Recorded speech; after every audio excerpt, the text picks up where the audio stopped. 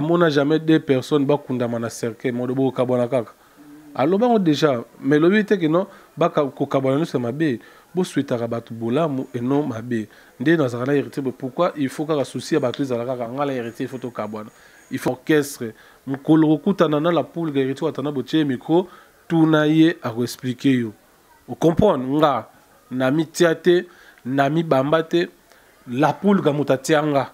Ou pas fonction, batala rende intégration ya mutu. Elle intègre à ça la promotion orchestre. Ngas qu'on a boy koloba makambu wana oyo bino bozoli nga bolobisanga wana de façon que wana yozo kendega na bandenge no o nga na kotikala kota na geno wana te na kotikala na ko éviter na nga ka koloba mamba Karine mukolo kuta na ye okotuna ye omoni okotuna ye na kolinga parce que na maîtriser on te li solongo oyo ya bangola na yebi mutuna makolo na ote yozo ngolobisanga makambu oyo nga na kokoka koloba te po na koloba makambo na maîtriser o na maîtriser te na koloba yango tamaki na banona banona 7 banona 8 banona 9 bayebi ete bano ya lelo bayebi badame suluzolo oh ye bato bazala na bango série moko basi na bamsu bakufa. Voilà donc. Voilà, vous comptez parmi nous, c'est ça notre fierté très chère. Amis internautes, bonjour de partout. Hein. Vous aurez l'occasion de suivre votre émission Micro Libre. Donc, comme vous le savez très bien, que cette émission fait la promotion de nos artistes musiciens, comédiens et ça reste aussi hommes et femmes de médias, pourquoi pas. Et nous parlons aussi de faits de société. Mais aujourd'hui, hein, je veux recevoir pour vous Adam Suluzolo, un confrère. Mais cette fois-ci, je le reçois étant attaché hein, donc, de Héritier Watanabe. Il est là pour le compte de médias. Il vend l'image de l'artiste à travers le média. Alors, je le reçois pour que tu bêtes un peu ma solo par rapport... Il y a Voyage Angola par rapport à tout ce qui s'est dit il y a, de la part, il y a Héritier Watanabe, tout ce qui s'est dit pour le compte de la team Wata. Bref, tout sur la nuance de concerne artiste et puis la team Wata. Alors, je remercie d'abord celui qui est derrière la caméra. Là, je vois Chikito Senga, donc caméraman Moko, donc. Hein. Frère Azala, toujours pour faire le travail et big salutations à mon boss, Maître John Lessima au double boss, double brassard, Voulouzia, le boss de Congo Suisse TV. Voilà, la présentation, c'est moi, Jemima Ibele. Gros bébé de la presse congolaise, la giga de la presse congolaise. Je suis avec Adam Suluzolo. Bonjour papa. Bonjour Jemima, bonjour Mabayenio Sobazo Labiso à travers Congo Suisse. Un micro libre, donc ça a le plaisir. Oui, bien on a parlé de façon que tout sur la mambo est allé analyse musicale par rapport à la team Wata Héritier Watanabe, nous tous en Angola. Et voilà, et ça l'est bien, on a mon vraiment. Mon salaire yango quitter la source, quitter de façon que ose information la source. Il y a Robert Alisolé Aramabe, donc na bayino Sobata Labiso. Voilà, là aussi j'en profite pour saluer JB Koumalouta, le vrai pétrolier de Dallas. Moi, je te confirme. Voilà, Adam Suluzolo, absolument qui voyage angolais, les cas qui n'dengeni pour te côté vraiment na mozindo et émission allélo. Ouais, excusez, na mon coup c'est vraiment na oloba angolais l'équipe très bien, c'est pour la 3e fois. Tokende le sous mboka ya Angola Luanda parce que l'année passée tozaki na Angola on a fait 8 productions parce que zaki ndambo tobetaki na Luanda et le reste de productions zaki na Lunda Nord peut-être na Badundu Banjazi Balukapa mais cette fois-ci tosukaki par rapport à 3 productions oyo Paulo Tudilo le sénateur ou à sa producteur Nabiso en Angola, on a fait 3 productions. Première production, c'est signé Atlantico. On a le rôle Olympia d'Afrique. On a carton, image, comment podium est mobilisé, batou, bazumata, émotion est et puis plein on a ça qui est Angola parce que on est la team. Merci. Et deuxième production, Autobeta de 22h, 10h. D'autobeti une partie na Boutou, na partie Moussoussou, na Moui, parce que ça a production samedi et dimanche, na 10h. Donc, tout ça qui est obligé au 4 parce que le public va le photo beta 12h. Mais police, il y a qui va monter, imagine des police et matin à podium, et il faut qu'au 4 pour moyen et puis héritier, il était toujours fort et dynamique na podium, à l'acteur de quoi il est capable, parce que il est très fort, production il est très bien à ma bord. Et dernière production c'est na Ciné Alvalade. Voilà puis mon image Ciné et pardon piscine Alvalade et ça logo là en Afrique na Angola ba na piscine wana et ça ba Jeux olympiques. Ah tout ça na ngoté. Piscine Alvalade ah exactement biso tout ça ça ba Jeux olympiques ya ba natation ta. Ah parce que wana siko et ça logo là ba grand hôtel na ba piscine na biso ya ba fève Congo té. On a piscine Alvalade déjà piscine à monene au basala ba Jeux olympiques au total il y a France il y a Japon ba on se ba nango comme ça mboka baninga makasi na kumisa loko o ezawana o biso to mona ki piscine Alvalade basala ça ba Jeux olympiques wana eza monene tellement il y a biso atwana on a to tongia ngote s'il faut le dire na to tongia ngote na Congo kuna bazana ngo et to sala ki production wana ba to ba mona ki ba image plein bukanaki. Non, piscine au boucan non nini. Quel est votre comment dans langage monte bête concert et boucani plein à craquer. Tout ce que tout ça tout le babon plein à craquer et zalara. Donc bah tu un espace T. Moni, bah tu nous sur la carte bah un espace T comme étouffé. Il y a pas le bar craquer. Oh to boucaki, bah là ça peut bah mira ou boucaki. Oh bah boucaki sur qui stade. Tout le monde a partir à stade ou boucaki. Au moins, le bouki stade à ta poto tengamite. Au moins, mais biso to lo va bien plein à craquer. Piscine et refoulé bateau. Au moins, donc dans ce sens-là et puis to zonga qui héritier lobby tellement to beti déjà 3 fois Angola, 3 fois Ciné Atlantico.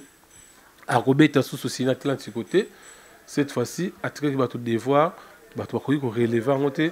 Alors bi longa bateau zo ko longa 3 fois plein successivité.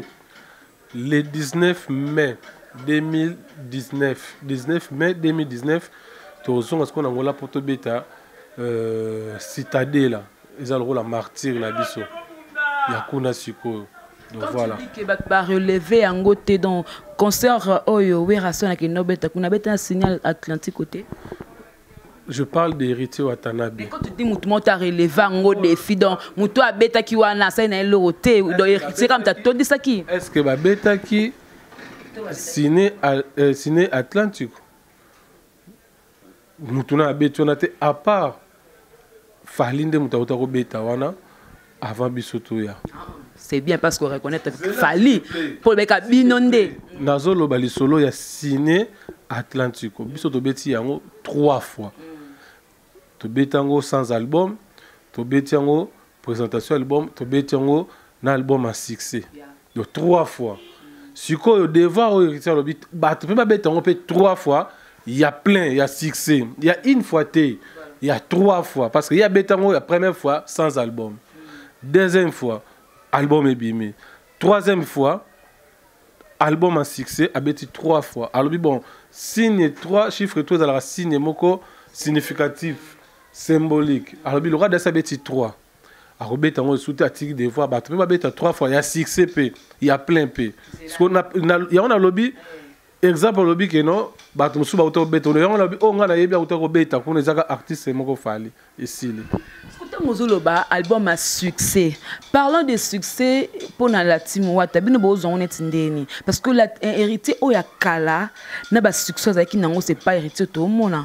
Et succès on a la rumba générique 0. A te quoi n'a marché bon d'écouter le mot l'équité. D'abord, il faut y avoir le mot héritier depuis tout y a héritier.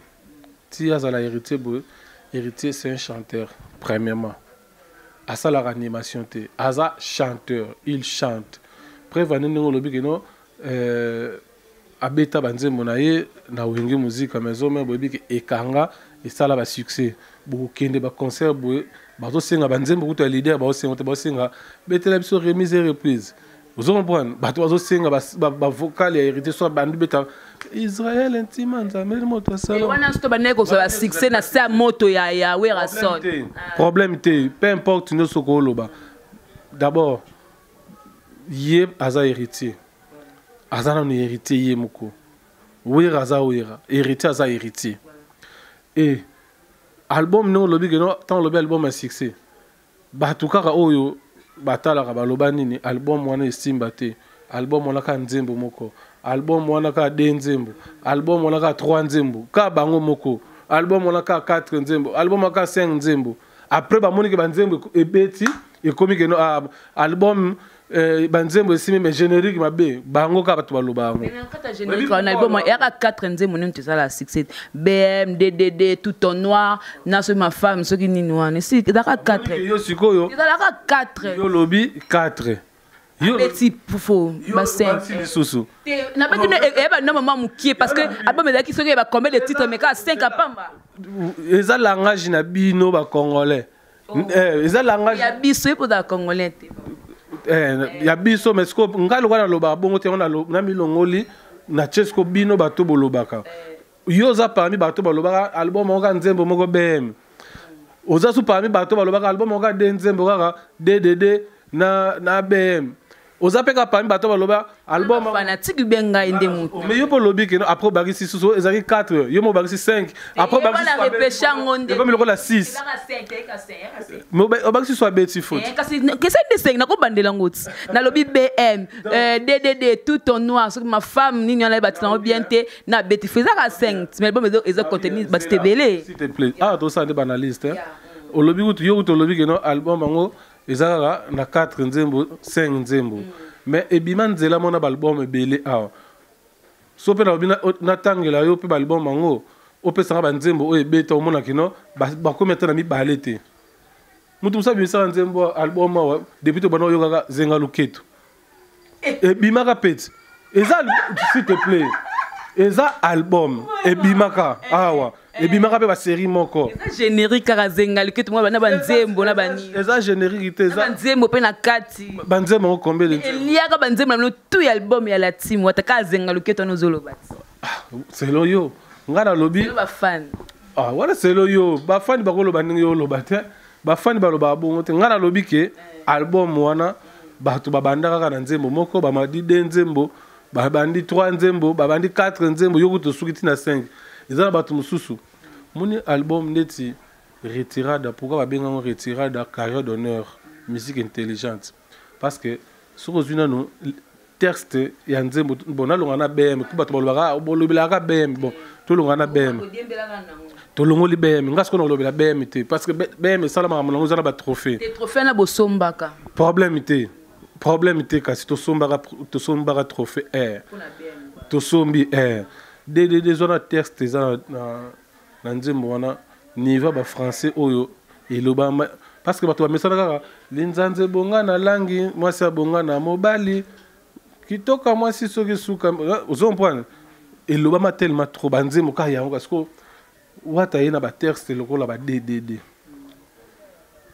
la chose je pouvais conquérir ton cœur maman sur le talent français na ba BH Sylvain BH les patrons les mêmes ouais bisomoko tant ayoka na yemuta ba français tant atala na ba texte wana akama musique intelligente de mutu esali complexe bona ba complexe côté français moi complexe s'il te plaît mutu sora yebi mutu sora yebi sora yebi pété ayebi pété ils ont battu ba yemba banzembo moko ba ya ba Didier, pas bandaki Didier Salinine. Adams Luzolo, chargé de médias d'héritier au Tanabe. Donc c'est là la team adversaire na bino za wera tolo. S'il te plaît. Depuis na s'il te plaît. Ngana zo yemba nzembo. Ngana yemba Didier. Ngana yembi Didier. Nazo yemba banzembo ndenge zo bate s'il te plaît. Parce que na chobo po yozo nuke na polémique eza stade na matin. La révision titre logo là tout en noir. Hein? Tout en noir. soit titre le rôle affection. Affection, il y a ça na maiboy na bateau alanda faire rigolo ndenga sala nzembo jugement na bateau ya ngwana tout en noir. Tout en noir. Mutabanda marambo sala clip wana ya tout en noir et bimara va batunyoso. Batunyoso basale banzembo ba bateau ba mai tout en noir et bimara liboso mais yosko lobi ke alanda ki. Faut ça la rappeler calculer le temps. Tant autour na likambo tuni otali pe temps nini nzembo ne bimaki na pas clip ça le mettre déjà le bani pour larguer sur le marché nek ne mo arrêter. Batunyoso. Et bimara avant batunyoso donc Luka on s'est référé à calculer le temps. Tant il y a ça, les bâtiments sont vraiment ça la square maille. Et il y a pas de problème. Tu vois, titre le rôle là, j'aime mon mari. Hein? Oh bah ça la featuring na Diego Milito. Vous comprenez? Rien bien non. Mais na ba liste na yo te ga moté. Je sais ça, oui. Quel titre est compliqué ngala France ya ngwana ndeti ya ngwana j'aime mon mari. Bondela Girens. Ah, Bondela Girens. Voilà, vous avez une répétition la bino kuna. Problème té. Ils ont biso, tu as banzi bon biso. Yo na omona neti batindi yo. Mais toza na awa. Lora batindi yo oyepe okuta ce qu'on a dame sur le zolo, moi la maele. Donc album na biso to le baka za carrière d'honneur. Toyemba bêtiste, boyoka pe bêtiste. Il est chanteur ayembi. Affaire à générique et ça recharge goût ayete. Ça charge, il y a un animateur. À cause de ma yelle nette, à qui nous bimisa générique, aussi longtemps que ça n'a pas texte, il y a pas DDD, il faut comment, alors pas texte, mais le rap est là qui peut générique.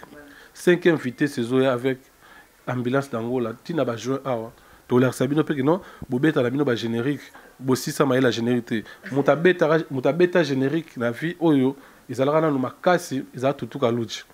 Après ce qu'on a générique, tu as Félix Soazé quoi, monstre pour y habiter la générique, na musique, na danse, na makambo. Merci beaucoup. Au éclairci, mettons que le but qui hérité au tana biya koma banzembo à habiter la générique té. Ce qu'on a générique mais maïle na eza chant. Na chant. Ce qu'on wana c'est que Robin Mondibu azape chanteur, kabose bulembi ya kopia, azape chanteur.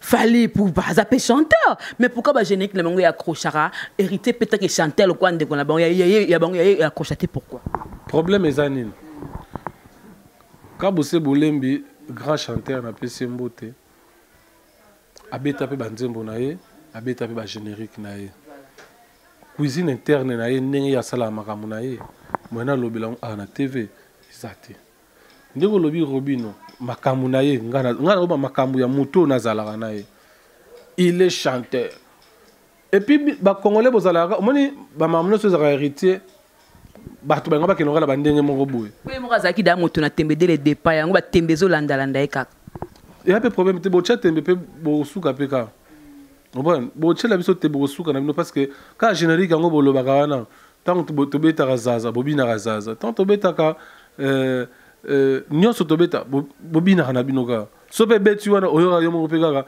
ozobina ozo comprendre ozobina na yo mais na nera ignorance te lokoza hérité photo douter kaka to douter ka mena motemo yebi voilà. Voilà, je salue Yannick Chimbela ba Yannick donc mon la poto attend mon vieux si à mon lex. Aigle noir, mon vieux, si à mon lex. Donc, maman Micha Motema ya boss nanga, maître John Simon au double boss, double brassard. Madame, c'est le truc que l'Angola, tu peux sa merci nana, oyamba bino, à loger bino, à 26 bino nandaku, parce que balobi que non, qu'offre na bino tout, merci beaucoup, donc ça va na trésor pour tout, pour un bébé bien, à loger bino kitoko, boulé qui bien. Voilà ouais. Na Angola voyage boto kende suko. Monique bato suko ba yebi na ba, on te suko za bato woloba. Trésor pour toi za na Angola ta. Trésor pour toi za na Lubumbashi. Biso uti Angola. Suko na Angola kuna tokinova na pas trésor pour tout ndeni. Tour ya gaga na pesembo azara na Lubumbashi. Même pétant to za pe na Lubumbashi ngo. Tu vas na pe pas pour tout hein. Question on a le bien Angola peut-être ngani na salaire ya tia mo Angola ezaki na Lubumbashi. Voilà. Donc zone singa sur na Lubumbashi. Lubumbashi tokenda tobeta 4 concerts. Héritier à la frère ami il y a pour tout trésor. Héritier, Azovanda, dans hôtel nae, il y a Caravia. Hôtel à Nani? Place place producteur. Hôtel nae, bah toi quand on est héritier à Somba qui hôtel, quand on sommes hôtel na. Non. Avant na Caravia, biso, tous allons na hôtel ba musicien tout ba wenge ba nani. Place ba tout ba vandaka. Na guest house La Rose. Sur ok pas ba musicien ba tout ba vandaka wana. Ba mona ba image pour biso to tchara ba makamuna biso na image à l'appui. Donc ba mona ba musicien ba télé réalité na ba chambre tout ba mona donc trésor pour tout azana parler na ya gaya ana villa na ye na batu na ye na famille na ye na gaga na mère na bango donc le lobby que soit dans la villa il faut acheter batu non biso to na ma trésor pour tout na ma producteur le rôle producteur na ma na ye quand il tient signaka ba contrat ak signaka caché à signaka déplacement à signaka logement séjour donc transport tout restauration tout est à la carte donc toi on attend que nous déranger pour tout et que toi la biscuit voilà là non donc voilà maintenant la vidéo on a bossé là qui bosse on va télé réalité on les a mais il y a un lobby na sur La Rose na guest house La Rose c'est ici ka oyo tozaki loger na compte ya producteur ba vidéo ba monaki ba télé réalité ba musicien na ba chambre na bango Comment na ba chambre na ape na Kinshasa ko ke na motel mo boye bosolara bien bosoye bien na gérant oui tout ça mo télé réalité mo genre kana mbetu ba télé réalité belé bezo le kana ba vraie réalité na ngo fo mezali nde to ça l'émission bona lo parce que ça pas na ngate te aze pas na on zo mona aze pas na yo déjà bien là on a que ça va c'est bon ça pas na parce que on a besoin temps on ça la télé réalité na hôtel pour na ndako bien te comment non na Lubumbashi na Lubumbashi to ça na hôtel au Bachebiso to ça télé réalité na hôtel au Bachebiso donc lo bakeno de to keno na Lubumbashi to no va na pas mutu oui bon va ne pas monter pas 13 ans pour tout voilà to bana ole sabino ko boko la bino kuna merci 13 ans pour tout ndeba ko benga bino la team wata merci 13 ans pour tout mso ebitenga la comme c'est le changer média bozara mitema mabe na bato ngo bazolo ba wana bo 13 ans pour toi bato azana wana za makamuna ye za famille na ye et tout mais importer ça ya monter importer ça Angola to utaki to zaki na Ville Alice bato to ba yebi Ville Alice la changer média be moko boka kana hérité ba secret to ba voyage bo sala ndoko bete la biso suko comme ka gros bébé ya ko yamba na za biso na loba secret nini mais ça motema to yeba ndene ça no secret mais ce qu'il faut nous ara motema be soki na oya loba na mamuna TV sino ko kosa mamuna so oto loba o ya ngwana nde na loba on déjà lelo ce so na yego loba maramususu et puis pourquoi il faut que to ka bana héritier bien sûr que tozala c'est qu'on a ses côtés séparation na nenga mabete tamsusu nga na voyager tamsusu nga na mosa maramususu peut-être mais yego loba ke noto beba na pourquoi il faut ko beba c'est que Adam Suluzolo Santa Tomotombele na héritier watana bet no wata to bani lelo ngobele bato babandaka pe na bango héritier pas le ba pe nga pe fidèle na werason tout ça nga na vie la nga na zaka na vie la nga pas décevoir alobarango à mon jamais deux personnes bakundama na cercle modobo kabona kaka alobango déjà mais le but est que non baka ko kabona no c'est mabe bo souhaitera batu bolamu et non mabe ndé na zaka na héritier pourquoi il faut ka souci batu zalaka ngala héritier il faut to kabona il faut ko kabona héritier pour nani non biyo katinde to zaka na peno ba antecédés za la raté et za la to za place batu avant dimi balemi ça tout ba antecédés za ba problème ate ya makasité ya mike pe za la mais ya ngotende ko sala ke batu za mabe zo point donc il faut toujours ko za la bien na batu ko so la bien na batu place bozo sala tam so elo mo bo fa na sala ke ngo bongo te azape mutu ko silika pe aza mutu eloko mo boye na nga fallait pas na sala ngo bongo na sala ngo bongo akoye bisanga que non eloko bo falo sala bo sala ngo bongo te po no sala bongo alobi pe aza mutu ozo ko etambola bongo après siko ya ronde ko sala ke ngai na silika non to ko sa pe botam so pe bo to sala pe 2 3 4 jours pe to sololité ndé siko nga no kantisele ke logo to sololité ke to sala ba problème Voilà, donc je continue, hein. Donc l'interview continue avec Adam Soluzolo, chargé à médias, héritier de Bédon, tout sur la peine de concert, on a tout à expliquer parce qu'il y a trop de ragots, trop de marmelades, même sur le concert, on a beaucoup à éclaircir, pour comprendre. Je remercie, alors je fais des gros bisous aussi à Dani Mouyenge, l'endalois les plus célèbres, mais c'est quoi dans Paris. Dani Mouyenge, mon frère, de gros bisous à toi. Eh, mon vieux Roger Kossam, les qui bombarde depuis 8000 km. Ah, vieux. Problème, hein? Voilà, Adam Stoko, Bakane, mais surtout, Betaka, Masolo. Namikolo, là, tout le monde, moi, ordre, moi, écoute, dans la team Wata. Et tant que je charge les médias, mais quand on a tangué là, hein, ndenge mutantu, ils ont réparti à Dadimola, Nani, expliquez dans Nani, Nakata, la team Wata. Il y a un organigramme, il y a un orchestre. La team Wata, depuis sa création, ils aura déjà bien organisé, bien ordonné. Donc, nous avons entourage héritier, entourage héritier.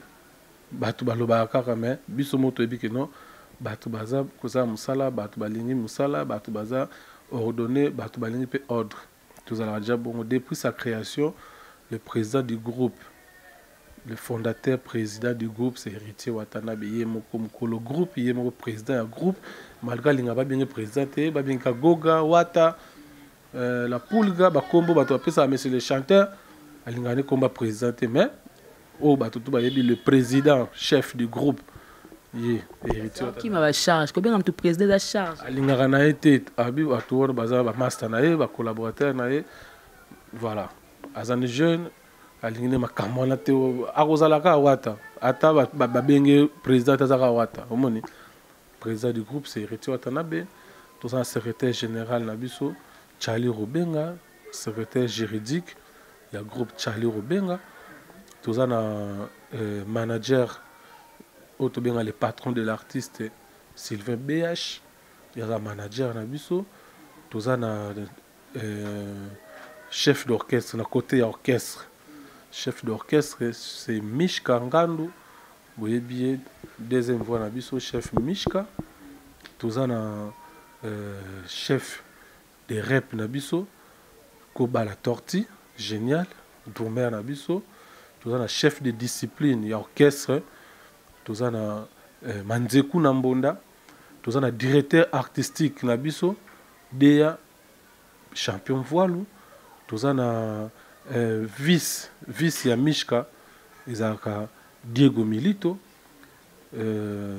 voilà, côté orchestre, tout est côté technique, côté instrument, côté son, tout ça, DT Nabiso, directeur technique Nabiso, Charline Pakalingomba, tout ça na côté il y a presse, tout ça attaché de presse na biso Joka Kabengele, et puis sur le département il y a charge à médias et communication DMC Adam Suluzolo, tout ça na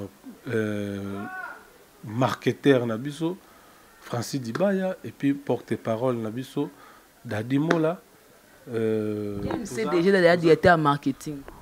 On a chargé il y a médias et communication. Il y a DMC. Chargé. Marketeur Francis Dibaya. Francis Dibaya chargé. Il y a marketing. Il y a team et puis tout ça a secteur sécurité, chef à sécurité. Dans le déjà porte-parole na biso. Porte-parole il y a la team quoi. Tout ce qu'on a direction, il y a sécurité, il y a chef à sécurité, orchestre, il y a champion Vegeta, et voilà. Et voilà. Ah, on dit que Tanguy vraiment expliqué très bien Adam Suluzolo. Mais na katindo bando tanga. Déjà ils a Francis Dibaya. Badadimo la base dans la carte département na yo il y a marqué il y a DMC. Ouais oui Dibaya za porte-parole market chargé marketing Dadimo la aza porte-parole Donc nous ils ont il y a média monnaie donc on a chargé image chef na bango bazo travailler na département boki na travailler na département na yo ce que yo ndem to diriger te non ça nga kende ko sala émission ba epa no Adams na lobela nini na ko loba nini on peut ce programme te on peut ce programme utaka et pas colo groupe yé mo pe sa programme on lobela on a ordre pe sa dadi molata to na ordre pe sa Francis Libaya te ordre utaka et utaka likolo omoni ngande siko nazo accompagner bango na ndenge ya ke élément moko il faut les cas image les a ordonné par nga na gérer presse mo ne boyaka même ba concert na biso ba répétition na biso nga na gérer bino donc bino bo dépend de ce que pendant même ndé boyaka faut besoin image nga na bisa bino besoin image o bozo até même côté interview bon artiste nga na côté kuna na gérer bino na gérer presse voilà o gérer presse mais na tango tanya na boy nzambi nanga kai mukona za na la team wata siko ngoko tsanga siko na stade mo ndeti polémique to ça le boye pe alobe mambo héritier te yo za charger média o éclaircir opinion na yo ya population tu vas comprendre ce que azala nani n'est pas héritier on les polémique te ata ba tanga ba comprendre non ça serait mieux bayambi oyambi pe Karine au solo moi ma Karine ezaka terrain mo glissant tellement tout ça bien nga pena personnellement na invité à ko lo ma Karine na ninga bien na ninga parce que Karine Magina zana azel le côté na la team mais yo opes yé apesa makas ko le ka charger média yango mo lo ba makamne zate yo zo ba Karine ko peser ko le kanga na ndeni mais ce Karine a sele lo mo bena la team e yo kana makas ke yo ndeti likamnini tozana na alobela ka héritier tout ça tozana na rôle mon côté to jouer na kati orchestre nga na rôle nga oyo eza officiel rôle nga eza officiel te s'il te plaît yozo ke nga kaka ndeti kaka obanda ko lukela nga polémique nga na Karine o nga na ko tika la kota na polémique na ote ozo lukela nga na Karine na obi bien tellement nga na za na Karine bien pour omoni likamba Karine ezaka terrain mo ezaka trop glissant omoni yoko loba ko na ndenge na yo nga na loba na ndenge na nga me bato ba koyoka ba olinga ba interpréter na ndenge na bango alors poto koma na stade wana te na evitaka na ngai koloba makambo na ye lokola oyambinga oyamba ye ako expliquer yo Karine Mokonzi omoni ako expliquer ye Karine Mokonzi ako expliquer ye ndenge otunga na expliquer yo ye ako expliquer yo Karine Mokonzi nga na expliquer yo Adams ye ako expliquer yo Karine Mokonzi siko poto koma na stade wana te charge média ndenga tangi bo tanga ta communauté ke non to apena sera na biso Karine Mokonzi EPM ko lobela kamagi ana fonction na nte ngana ebisio makambo ya na uto lobango ana lobango surtout na lingala makambo ya Karine na lingaka ko lobango te poza ka terrain mo za trop glissant yo ko lobana ndenge na yo e ko sala interprétation na ndenge na ngo non ozo comprendre donc lokola ngai na loba makambo ya héritier watanabe na so ba makambo ya Karine te o comprendre na lobi makambo Francis Libaya parce que ça terrain normal na lobi makambo ya mola exact normal nga na gérer presse Karine Mokonzi za na presse te chef ya presse Karine pas za na presse yango zo loba émission nga na gérer presse nga na chef ya presse chargé des médias et communication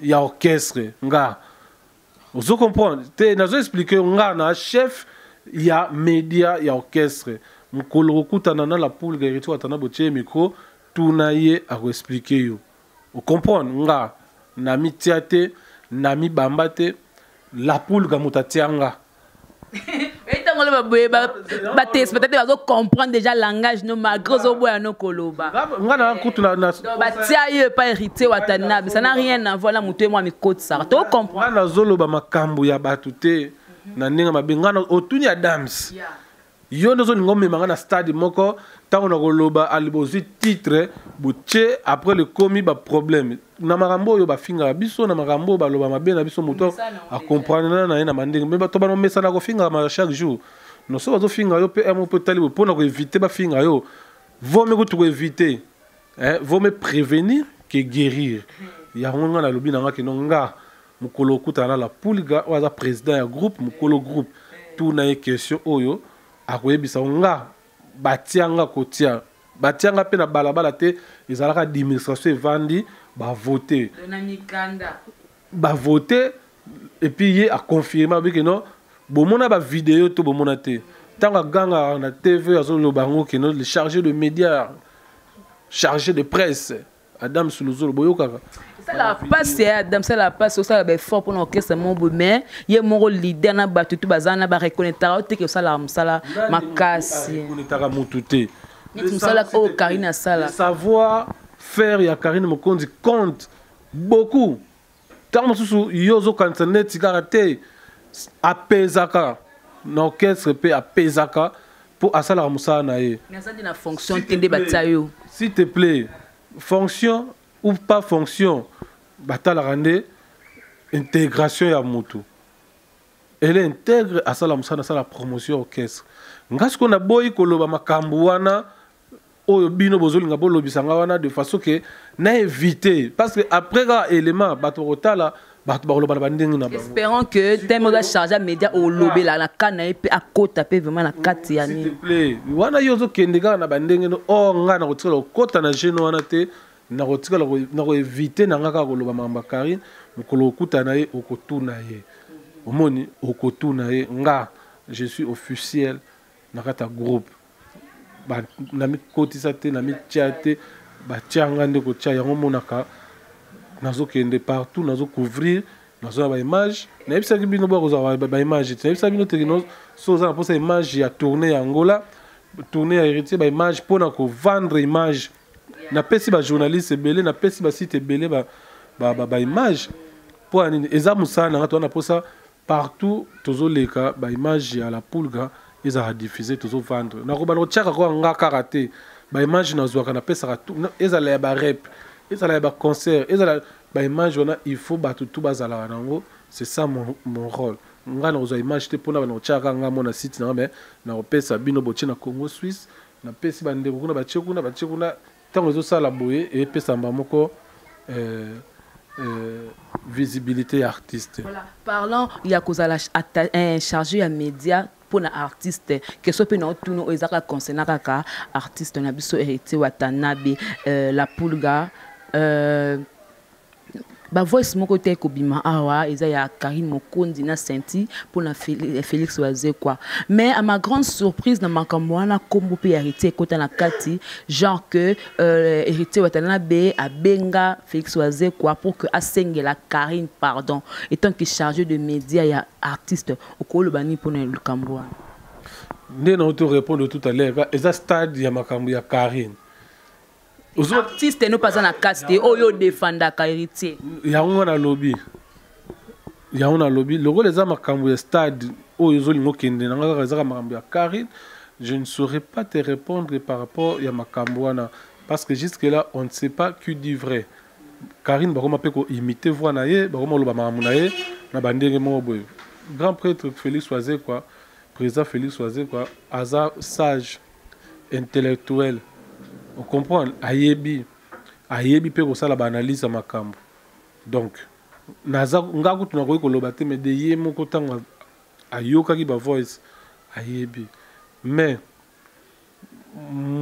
comme parent nyoso oyo azana ndako ndimi na ngate ke non ndingo zana soki papa to mère na bino ayoki likambo moko boye ya yo na ndenga mabe akozomba moka bimiso na ndaka benganyo kende osali boye pona nini non akobendo matoi na ndako akoloba na yo après loko ya kosala eza kokende kokutana na mutu place yo tu kosala mabe ake akosoleta ke parent okomprendre que non eza makambo ya bana totala nano ndenge nini ekokende mais je ne pense pas que mbamo lokola asalaki bongo mbamo bazwi babengani non akosala ka rôle qui para na lobi pe bango na RTGA aosala ngo te pa bondela po Karina zonga na RTGA na lobi boye yozo lingo kotaka na stade mamba Karine pona ni aussi longtemps média ya la team Karine peut te mona ke na la team yango na tuna yo ba question wana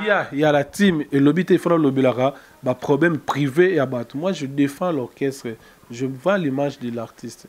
L'orchestre mais pas en quatre ba musicien oui mais si on est na stade wana parce que na maîtriser on te li solongo oyo ya bango na yebi mutuna makolo na ngote yozo ngolo bisanga makambo oyo nga na kokoka koloba te po na koloba makambo na maîtriser o na maîtriser te na koloba yango te po esonner mabete po na uti koloba kaka na émission ezalaka terrain moko ezalaka trop glissant yo koloba makambo na ndenge na yo ekokende kuna ebaluki ekomaka mosusu. Alors po na tokoma na ba stade wana te vaut mieux na éviter koloba makambo wana.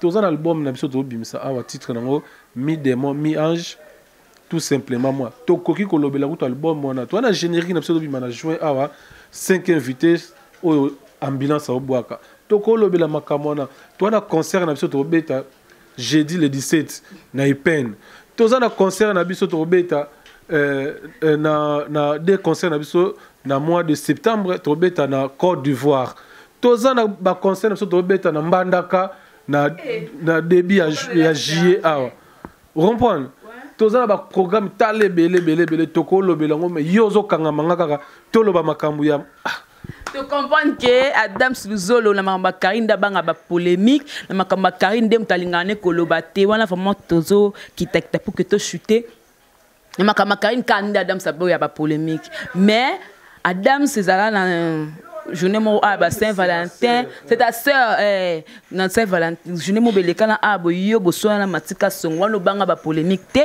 o finga na mati o banga ba polémique te yo guerre na Ken Piana wana banga ba polémique te mais ce que comme kama Karine ndo binga na linga polémique te donc oyena émission na ba kombo ya batu oyena ba émission nga na banga mutu te nga tsumu na nga bona banga mutu te mais je respecte les gens. Parce que tout ça va être humain, on ne sait jamais dans la vie, na ko aider yo. Mais ya koloba ke ko banga mutu na banga mutu te ti na ko tira zolo likolo mulimo panzambe. Omoni mutu soka azana respecter envers yo a manquer respect. Zongi sa na nzela. Mutu a débordé yo, zongi sa na nzela. Mutu ta mutu zolo ba ke non nga na luka yo na bandenge tu na luka na salo mabe obikaka. Otika mutu na bongo. Dis-moi, tant que tu se prononcé que non, na luka na vina saloma be na bandenge no so bika akaka. Non, ozota langati. Parce que makambo zolo bate, oza micro libre ba propose la ka invité. Ngai na ko sab, ngala ko ya na TV te na bana ko loba mama. Donc tina bandi a na mama ya batu te. Mais sauf que tant yo lobby, ngape na talisho que non, ngai na tikalo sa mutu mabe na vite tant mutu siko azoloba obika kananga na saloma be bandakala wana nanya ngumto lobakya yumuto bandi ba tenka de kombo skona eza nani asiko yo na boyi kotanga bakomba batu po babiloko oyo etikala la vie continue la vidéo pe osa elope zo tikala tango ken pe na zo finga yo ezo tikala na ba vidéo na gardaka ba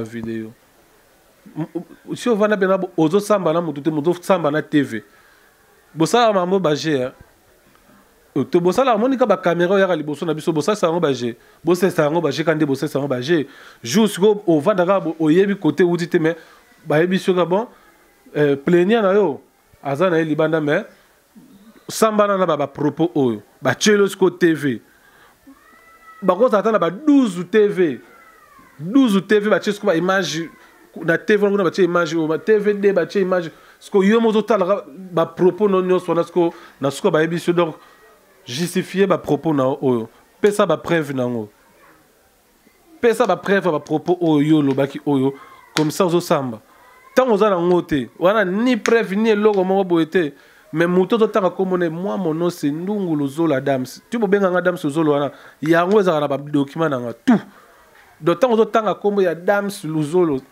soki na kinango Adams Luzolo c'est moi. C'est mon nom. Oui, salir réputation de quelqu'un à TV. Oui, bah peine nango. Oui, bah peine nango te. ozotanga no komba moto na loyenge réputation ya moto kobebisa réputation moto oyebi peine nango oyebi kopirige nango na prison ezaka combien d'année kofinga kaka moto ozopesa baqualification moko oyo moto aza te yo ozobebisa réputation na yo oyebi eza na peine boni yo ya problème te bafinga mais oyo eyebi nga yo kasi nga so moto alobi nanga keno pede oyebi lelo na Congo si tu es beau oza pede si tu es omonaka mwa bamoyen no moko boye oza pede soki oza na voiture oza pede oza na ndako ya bien oza pede soki ozaka bien na baartiste ozaka na baartiste oza pede lelo na Congo s'il te plaît bongo ngana kwa koleka na TV na bingi moi je suis beau non yo mo tango talanga tu me trouves comment n'habite ba téléspectateur bo monendeni wana ce que comme complexe pas tout ça baramoto au mona Adam Siluzolo comment TV ozomona TV ozotala ngai ozomona nga meta batuni yo osali no sembla osali sentiment oyebi kokoloba no peke no ngana mona moi je te trouve très belle. Merci beaucoup. Et ça linga skoni. Moi si je te trouve très beau. Moi ko boye goloba ngo poani. Pas sûr. Ah, et osonga na baka ko za bon na caméra. Yo osali ndé complexe. Complexe ya nini ya koloba beauté na yo, to yaki poto la beauté na caméra la mission nga. Yo tuni makambu ba répondre yo. Vous comprenez? Lelo na Congo soza na ba critère wana. Ba robenga yo PD. Vous comprenez? Mais sikoyo ba benga o PD. Ba kuto na ngote. Vous comprenez? Ngata on a lo barana yo que j'étais connu il y a des années. Journaliste écoute à l'époque et tilelo so moni nzamba zo pambola ndeko na la taille mingi te ya mukie et ça le joua jamais point sikoyo tokuta batu na internet yo bazalaka pe déjà ba journaliste bazalaka na ba succès bazalaka pe na batu mais lelo bazonga na bandaka ba parents bakurata ko futa ta bandaka ba 20 ba 30 ba 10 dollars te vous comprenez. Et ça faute na biso o abiza trop na vie o boma ba relation belé o lobaka ka kombo eza na banda musoke kuta pena ba beta pena chien méchant mais moi si akufa mais etika na porte ba beta ka chien méchant mutu mukola le marambo azali a se reconnaître chien méchant mais mbwa si akufa musuku to si bateka gaz auto le pango wana muyiba ko kota aller retour mais n'importe le bon chien méchant okoza na kombono oui kombono ya wana tango beta tolo moi je suis soki nani ezayo mais sur le plan oza nani ngana kota internet 2 mois après na voyager na zonga boy des voitures kasi ba kiss noza kasi ndeko e bagisi su kiss e comme su kiss ya et comme même héritier watana de cabo et personne pour charger mon nene ya la team wana kissité et comme il sou kissi ah do bo bagisi su aspect au moins bagisi su aspect mususu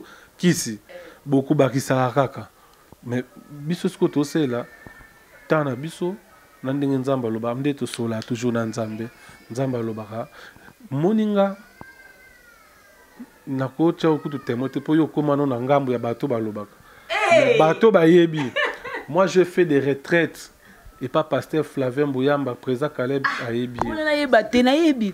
Na ko tcho témoin pour okoma mutabanga mobe. Quand moi je pleurais au Seigneur, Nzambe akanisa ta ba prière à maman abotanga papa abotanga na nyoso basala ba sacrifice ba tana ba prière Nzamba kant. Moi j'ai fait des prières. Il y a retourné ndako ya pasteur Flavien Yebi yango na lemba salongo ozotambola on a ba bolongo bozotala la prière na ba président Caleb ba Hans Luzolo ba Mike la Duchesse ba Caroline Mwamulopo ba Yebi ba Mami la Chat tozotambola na ba yo nazolo la yo pour okoma na camp o mena osala musala ngana yo tula ba question ba tuna ka sur la team na yo yango ndena otuna des prières que je fais ba retraite ba jeûne o ngana sala lelo soki nzamba komi ko pambola nga komi ko futanga pour nzamba okobeta prière et polarité okosenga nzambe lelo okanisi loka nzambe ayoki yo te mais mokolo sikoyo okovandaka bo nzambe apamboli akokuta nsona yosi bato mosunga na mapangu baotongatonga da bachantier yoka mutuka wana na ndako nde yango osiama nango jemima pourquoi lingo kolobisanga makambo nakoloba te nakoloba nanga omoni makambo lingo olobisanga na nakoloba yango te bon naofutelaka mpo yo ozolingaka naloba nakoloba te odonda place ofutela na o immeuble o boye Adams jemima ozolinga olobisanga mpona nini nakoloba te yo linga wana eza baprivé na nga okumisa te ndako tomoni split malgré nini cour eza te mwa voiture nozala yango tutela yango tolo tomoni me baninga bazotonga baza na ba ONG baorphelinat déjà ngai nakumisaka ni ndako nina nalobi exemple na nga soki okomi na mutuka babengi opede so bakumiso ndako nakoki koya koloba na TV te na bana koloba makambo ya kokumisa parce que tout est vanité. Tout est vanité. Biloko no somoni même bilambo na lati ta mususu mukolo nga pe na kokufa nga yango pete muto kotika na ngo yebite.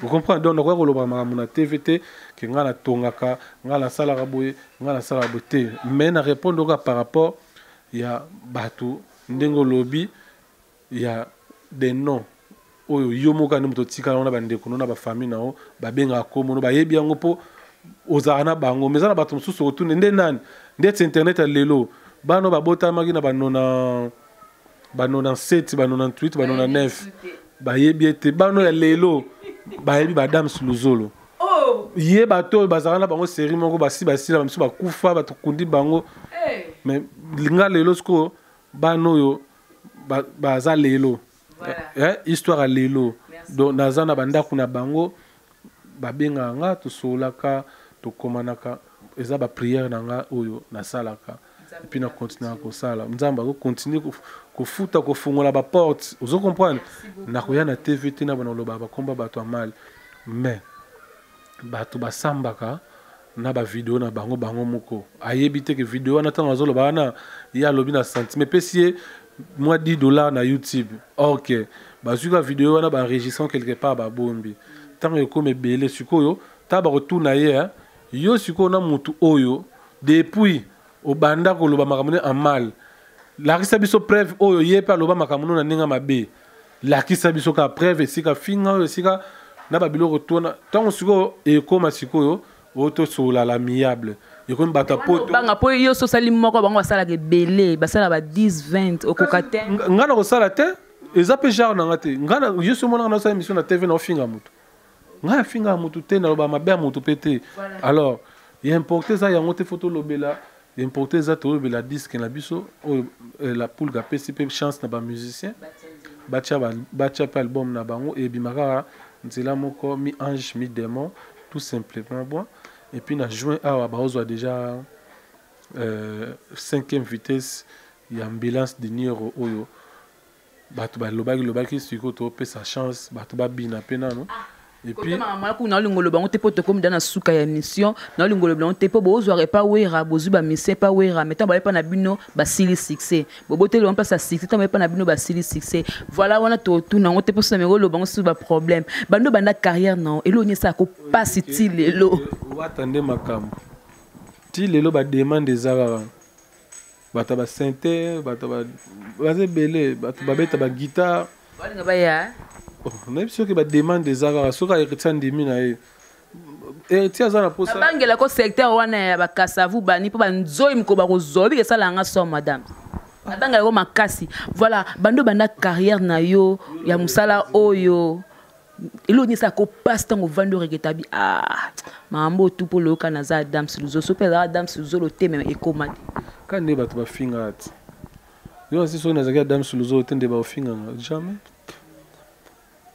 ndeko na biso filmer biso na finga ka mais so azalega Adam Suluzo ba ko finga esala bato passe moko omona mutasala musala oyo azanga ta place ko fanda bien ma boki mokota moi na parachute otanga ngote je suis fier ya Rosala mutama boke parce que ton hôtel l'avion va venir biso bangalufa ba venir biso ba elombe sukari nota bena ba bienvenue to ke bana Caleb pour te comme le logo la D57 kenda zonga tala na niveau ba Mike la digest ba États-Unis ba ki ba trophée ba Gianni Fay ba po Firenze poto comme les loko la nzila tala siko fierté wana ba vena biso ngade da ngadio akena na Londres kuna vana baza tellement belé baza fier bino kwa bozala mino fier tetan ba benga yo pozala muta théâtre balobela ote point balobaka ya Adams iponga na kenda ki na tangi yango na simba micro yo siko babi otanga ngote osimba kokotaka na luyembi ka ba ba adversaire no lozala na bangwana yo bi apic ne ba pic tende siko so muta tangi na pic Anis professeur Anis na RTNC atangi sur apesi au brevet eza kotanga te kotanga faut kenega ina to faut kenega nini ifasik. Merci Adam Samoni et sur ma case. D'abord moi j'ai fait les relations internationales, je suis gradué. Je suis gradué je devais faire la diplomatie. Maintenant on perd na bisa daé, maintenant continuer licence exacte mais déjà na mboka oso déjà gradué et puis gradué en relations internationales. C'est vraiment quelque chose. On a la attendre sur diplomate quelque part, chargé des missions, directeur à cabinet, mais ce que tu as parapluie exact, tout ça mais diplôme ezanango. Si vous voulez tanga susunini. Voilà, je salue Saïd Ndoumé depuis New York City. Tout dans la rubrique n'a absolument ya vrai ou faux. Adams a kokenanga mindondo te. O benanga vrai, bo benanga pe faux et puis so répondre nango puis ça ba dédicace na yo na bato ba soutenir kayo PSP programme ndo to lo ba so ko baksa. Vrai ou faux? Freddy Akimbe aleki Adam Suluzolo na musala. Faux. Voilà, merci beaucoup Adam spécial programme so ba déplacer mes sous ya la team et su kabongo et ka yango ngo baksa msusu. Tiens, nga ka c'est ba question za ta moi série de questions ba vrai ou faux ezara moko. So nga baksa no baksa out. Na baksa. Est-ce que il y a un problème parce que réalisateur là on d'assis que comme la souka vrai ou faux? Adam Suluzolo a comment excusez la question c'est un peu kokota mo vie intime mais na ko kinango. C'est vrai faut vous avez vrai vie intime faut ça musando ngenda ya Freddy Akimbe. Vrai ou faux Matika Songo azalara jaloux ya Adam Suluzolo.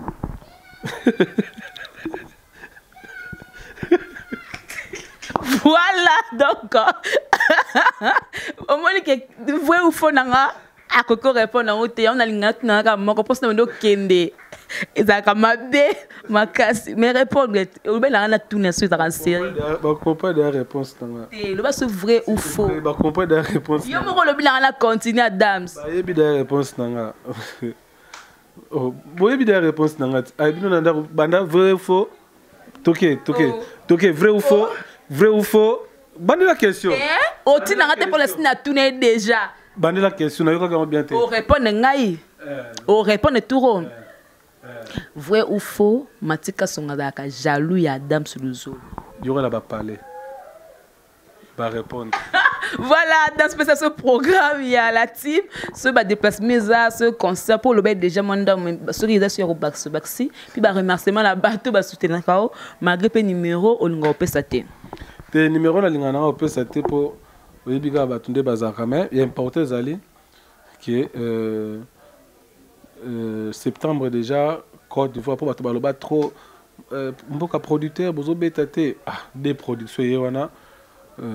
Pour le mois de septembre, toujours qu'il y a des Côte d'Ivoire, mais avant Côte d'Ivoire, quand on a JA, excusez, toujours qu'il y a des Équateur, côté de Tébélé, il y a des Kokate, si vous avez des CP, ça va à côté de l'Équateur, il y a des Mbandaka, Tozawana, Tobeta, et puis Tobeta déjà jeudi, on a métro Ipen, $10, toutes les belles filles de la capitale, Baozalawana.